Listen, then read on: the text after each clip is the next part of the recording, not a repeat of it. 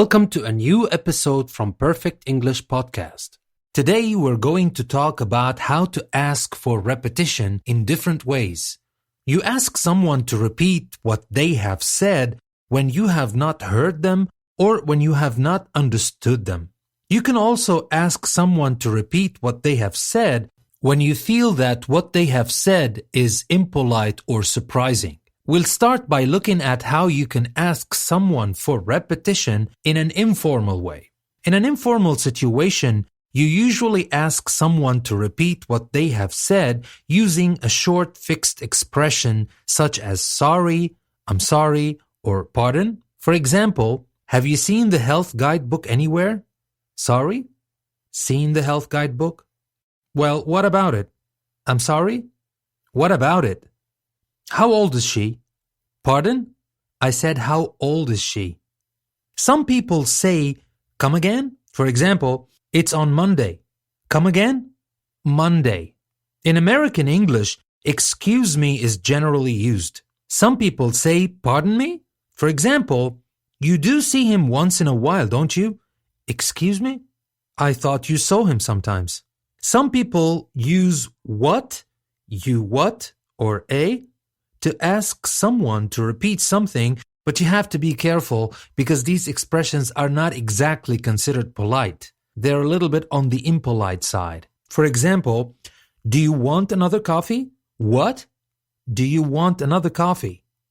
Well, I still have a checkbook. I said I still have a checkbook. So you see, these are not exactly the words you want to use, even informally if you want to sound polite.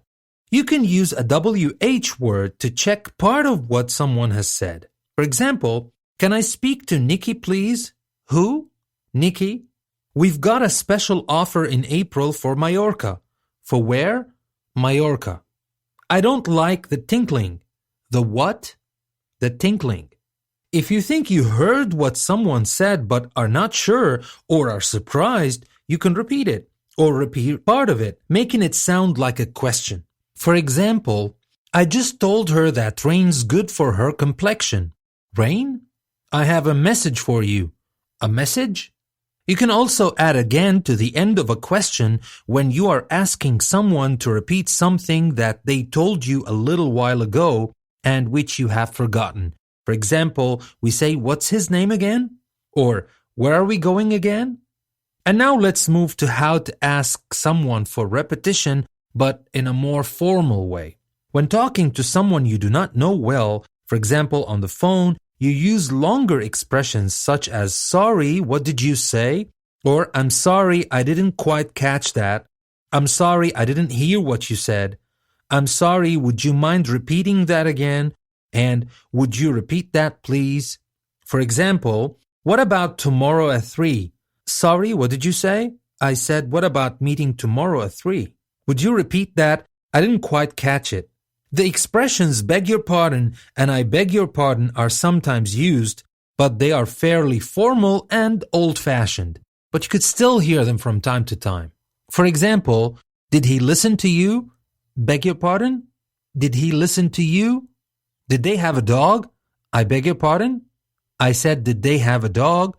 Note that I beg your pardon but not beg your pardon is also used to indicate that you find what someone says surprising or offensive.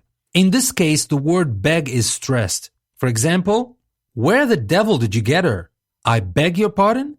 So you see, we stress on beg a little bit more to show that we do not exactly approve of what the other person said. And we find it a little bit surprising or offensive. And that's about all the ways you need to know when you want to ask someone for repetition. Remember, some of them are informal, some of them are formal, and some of them are impolite.